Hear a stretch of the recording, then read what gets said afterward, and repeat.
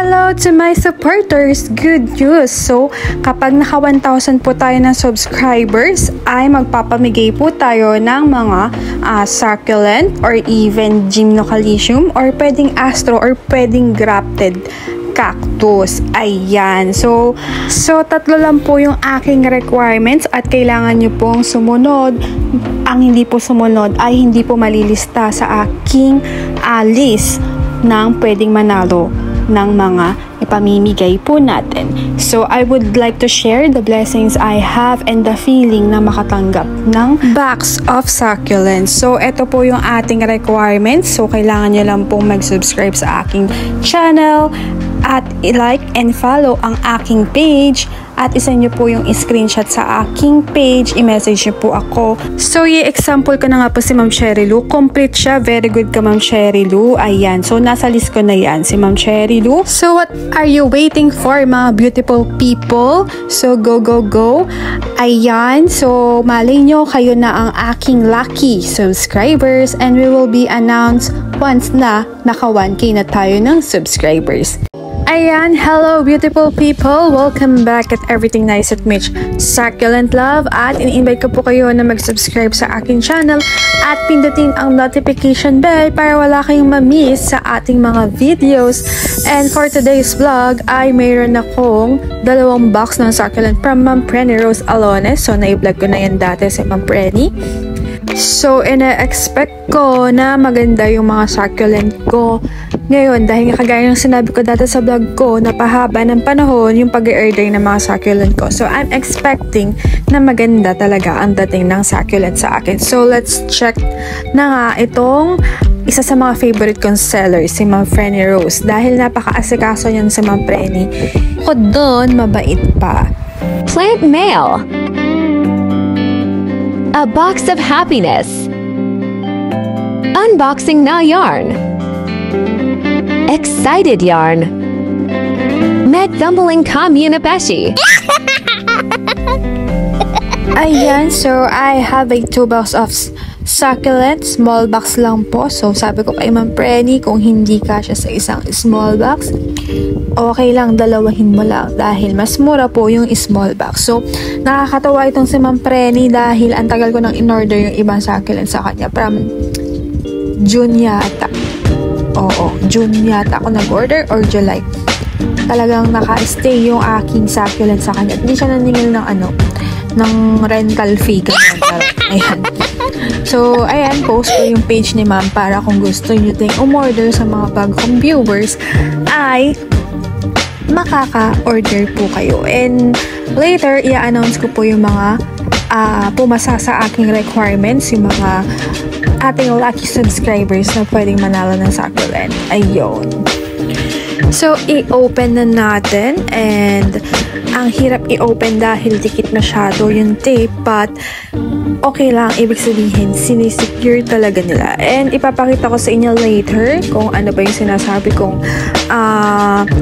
yung box na secure para hindi ihagis naman yung box hindi magkakanda, lugas-lugas or masisira or mayuyupi yung dahon ng succulent kasi ang ayos po ng ayos ng box nito ni Ma'am Prenny. So, isa din yan sa mga tinitingnan ko sa kanya at sa ibang seller kasi kung maayos yun talaga yung pagkakapack nyo, hindi ma-peperwisyo yung mga dahon ng ating mga succulent upon nasa box. Ayun.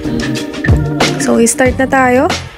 So, sa pangalawang box ko po ipapakita, Ayan. So, nakabalot ng jar yun. Nakabalot pa ng tissue, diba? Ayan. So, dyan tayo pinapahirapan ng mga seller sa pag-open ng tissue, diba? Charis. Ayan. So, syempre, binabalot nila mabuti para secure. So, ang ganda nito. First unboxing natin, para siyang plastic. Tapos, ayan. Ano siya? Kapamilya siguro ito ni, Doris Taylor. Ayun. So, ang ganda niya. At nakakamangha yung ganda nito ni White Chanel. Ayun. So, ayun. Tingnan natin. Actually, tested ko naman na din to si Ma'am Prenny. Maganda talaga yung succulent niya. So, ayun. So, ito ay si Tiny Burger yata siya. So, papri siya ni Ma'am Prenny. So, actually, meron na akong ganito. Nakabili na ako sa kanya ng ganito. At binigyan niya ako ng fa-free. Ayan. So, nagdilaw yung leaves. And this is a mashi na leaves. So, kailangan nyo pong i-remove yan sa succulent nyo. Upon unboxing, nag-mashi yung leaves, remove nyo na agad. Kasi, mahahawa yung ibang leaves. At pwede magpunggus po iyon. So, ayun, pag mashi, kailangan nyo nang i-remove. So, nakagawa ko ng vlog ha, kung ano yung dapat nyong gawin sa succulent upon unboxing, unwrapping, nagdilaw. So, panoorin nyo po. Ilalagay ko po yung link dyan sa description below. Ayun. Ayan. So, next, unwrapping tayo. So, ang ganda nito, si White One. Na-addict na ako kay White One. Ayan siya, oh. So, ang ganda niya. At meron siyang babies na malaki na din. So, this is... Hala, nakalimutan ko na kung magkano. So, mura lang yung mga kinuha ko this time kay Ma'am Prenny. Pinakamahal ata si Zoro. Tapos, may hindi pa ako kinuha si Ma, diba? Kasi, wala nang laman yung Gcash ko. Ayun. Tapos, overstaying na din yung succulent ko kay Ma'am Prenny. Nahiya naman na ako sa kanya. So, ayun.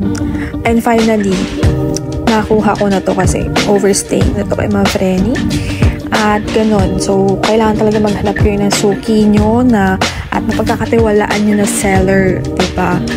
Ayan. So, may dumating akong 5 box. So, yung the rest is puro mga gymnocalcium. So, abangan nyo po yan sa next unboxing natin. Next vlog po natin. And, ayun. Ang sakit sa kamay mag-unbox. Tapos, yun. Ito kasi dapat last week pa sana dadating pero delay na nga lang dahil magsasabay-sabay nga yung mga plans ko. So ito ay sino ba ito? Ayun, si Marble Gold, o diba? Marble na gold pa. Tapos parang 2021 yata, 1,000 siya. Ganun siya kamahal. Subot na lang nagmura na ngayon ang mga succulent. So naalala ko, nagpunta ako ng BSU. Sabi ng isang tindera doon, nakita niya, dami kong bit-bit na succulent. Sabi niya, mura na yung mga succulent, hindi na kagaya noon. As well as trumpets din, mahal din daw noon yan. So, maswerte na tayo. This is TP. Hopefully, magstay sa akin si TP kasi ang dami kong biniling TP, isa lang yung nabuhay, yung kay Ma'am Maymay. And ngayon, mapink siya at hindi ko pa sila nasisilip again. Anyway, so, ayun, mura na yung mga succulent ngayon. Unlike dati na napakamahal ng succulent. So, maswerte na tayo. Nakakabili tayo ng murang succulent dito sa mga seller na ito. Ang mura lang yata nun si cabbage, 20, 25. Ayun, basta yung tatlo, 100. Pero ngayon, makakabili ka na ng 105 sa mga tagyo sa BSU, ganun. Ayan. So, this one ay, ang ganda nito. Si Laurensis. So, this is my third Laurensis. Kasi yung dalawa ko ay nasigpa. At maarte nga sa lowland eh. So, hopefully, ayan. So, ang ganda niya. Kaya ko medyo hinahagas kasi maganda talaga yung earthry. And, ayan no. Meron mga leaves na naninilaw is konti lang. Ayan. So, hindi natin may iwasan sa unboxing lalo na pag matagal sa box. By the way, this is 1 week or 7 days na sa box niya. At, ayan, makikita nyo na okay sila. So, this one naman, last but not the least, charot, ayan. So, ito din, maganda din to. So, matagal ko din itong pinareserve kay Ma'am Prenny kasi gusto ko siya. Si Blue Minima. Ayan. So, ang ganda niya. So, may konting lupa. Ayan. O, diba? Ang ganda ni Blue Minima. In fairness, hindi nag-etulate yung mga succulent ni Ma'am Prenny. O, diba? Dumaan man ang bagyo, safe pa rin sila. At tagal ko din hinintay ng posting ni Ma'am Prenny kasi doon lang ako maabang sa kanya yung pagpo-post ng mga succulent. But kasi usually nagla-live yung kanyang sister, yung ano na nga yun, Koi succulent yun. So sister din niya yun. So, pag nagda-live sila, kasama din yung kay Ma'am Freddy. Pero, by posting naman, nag-update naman siya kapag magla-live. Ayun. So, this one, ay papri pala to ni Ma'am Freddy. Si Amabile. Ayan. So, ang ganda nito. Amabile. Ayan. So, mabait din to sa lowland. So, nagdilaw yung leaves niya. At in fairness naman din, ay okay pa rin yung kanyang stem.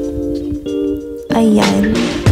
So, syempre, nagmasa na siya, kaya kailangan tanggalin na natin yung mga paninilaw ng leaves para hindi sila mahawa. Pero kung very dry naman ang pagkadilaw ng leaves, kahit wag nyo nang tanggalin kasi dun nga sila kumukuha ng water.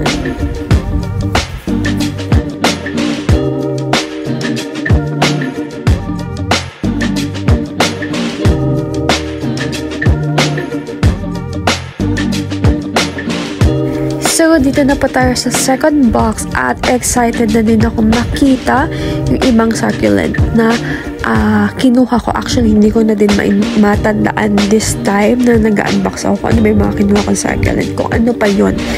And, ayun, ipapakita ko po sa inyo yung sinasabi ko na magandang ayos ng succulent sa loob ng box para hindi nga sila masira kahit na ihagis or what. So, eto po iyon.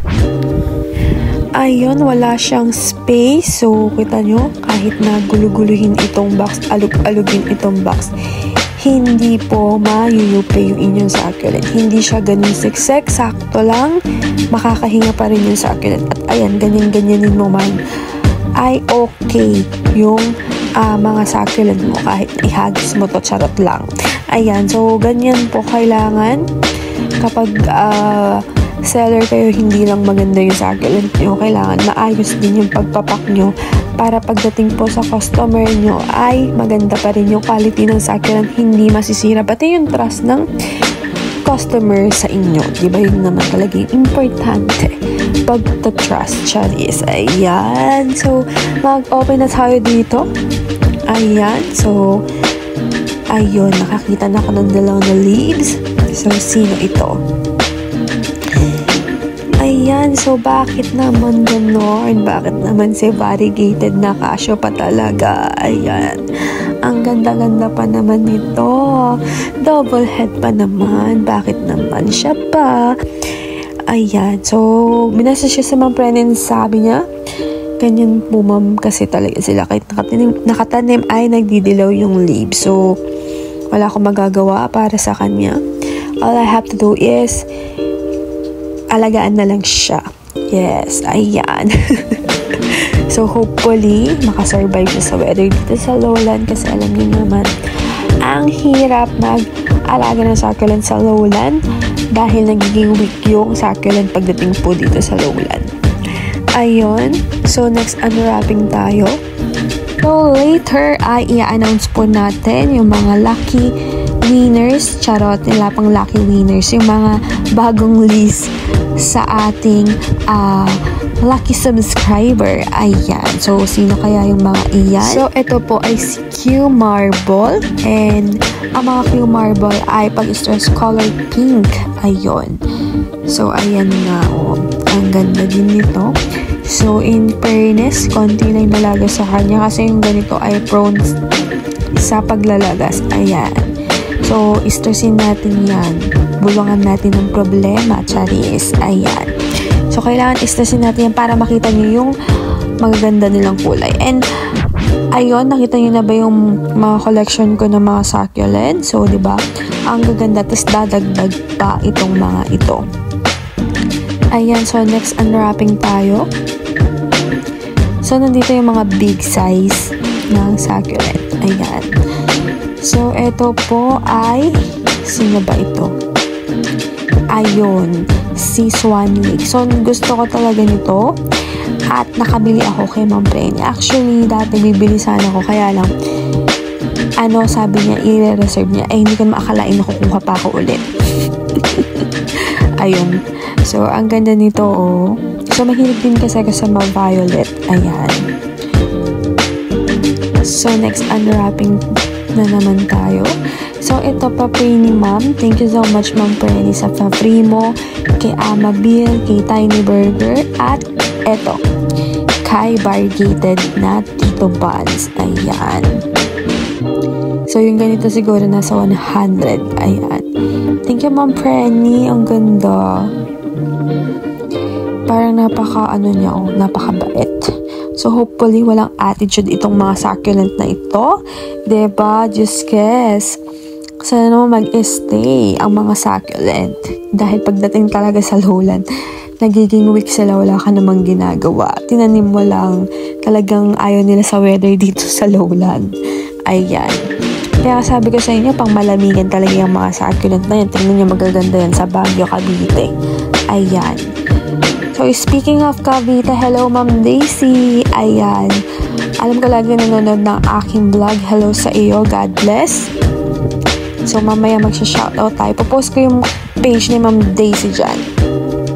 So, eto. Nakakatuwa. Si Zoro. Ayan, ang ganda niya, oh. Nabili ko yata ito ng 180 yung tanda ko, eh. So, ayan. Ang laki-laki niya. At para siyang bouquet. Diba? Kanina nung ino-open ko siya. Pa-bouquet. At, ayan. Ang ganda talaga. I swear. Ayan. Thank you so much, Ma'am Frenny. Nagustuhan ko po si Zoro. And then, this is the last one. Na malaki din po. Agaboides. Nakalimutan ko na. Basta Agaboides din siya. Ayan. So, i-open na natin ng i-open. Ayan na. So, ayun. Nakakita ako ng dilaw na leaves kasi nanilaw nga siya. So, this is Agaboides Martin. Ayun. So, ang ganda niya. Yun lang nagdilaw yung kanyang leaves. So, ayan. Maselan yard. Ayan. So, what can I say? Ang healthy pa rin talaga ng mga succulent ni Ma'am Frenny. Pang ilang order ko na ba ito? Pang-apat ba? O pang-apat yata. So, laging dalawang box yung na-order ko sa kanya. Ayan. So, ang ganda pa rin ng mga succulent ni Madam. At masasabi ko nakatulong yung pagiging, yung mahabang pag-earthay sa kanila. Kasi, ayun, ang ganda nila. And, ayan. So, i-remove natin to. At napansin ko ito. So, paano nandun siya sa box, ay kumukuha siya ng water dyan. Kasi, pa-dry na siya. Ayun. So, siguro ang dilim-dilim naman dito. Tapos, walang sunlight. Kailangan kong uminom ng tubig. Ganyan. So, ayan. I hope nag-enjoy kayo sa ating unboxing. Diba? Ang gaganda ng mga plants ni Ma'am Frenny. Sure ako, bibili na din kayo ng succulent. At sure ako, magugustuhan nyo din ang mga succulent ni Ma'am Frenny. At hindi kayo magsisisi na bumili. Kasi ako, hindi na naman ako nagsisising bumili. Shout out! Ayan, shoutout tayo kay Ma'am Daisy Succulent and Cacti Lover. At i-subscribe nyo din yung kanyang channel at panoorin niya dahil about din yan sa mga succulent. At ang kanyang location ay nasa Cavite. Ayan. Yung ibang madalas nagko-comment sa akin, isa-shoutout ko din kayo. Isa-isa lang muna mga best. Sa ngayon, mag-a-announce ako ng mga bagong nagpa-list at nag-qualify sa aking requirements. Or number 11, si Ma'am Luisa Abejo. Number 12, Ria Teresa Rosas. Number 13, Michelle Baranda. Tama po ba? Comment kayo kung mali. At number 14, Donna Belia Kabatay. Number 15, Lalin Aberia. Number 16, Sherlyn Abalos. So, sila po ang nag-qualify sa ating requirements. Ano pang hinihintay nyo sa mga subscriber ko? Baka kayo ang isa sa ating lucky winner. So, sa mga hindi pa nagpapalista na subscriber ko, magpalista na kayo dali. Ayan. So, Ayun, nakita niyo naman yung plants ni Ma'am Prenny. Nakapost naman dyan yung kanyang page at pang ilang beses ko na siyang binablog. So, what are you waiting for? Go for her page. I-check nyo na kung may magugustuhan kayo. Kasi meron pa namang mga succulent na natitira dyan si Ma'am Prenny. And ayun, I hope nag-enjoy kayo sa ating unboxing kasi ako happy. Ayan. So, thank you for watching and see you on my next video. At everything nice at Mitch Succulent Love. This is your Nurse Plantita saying God bless.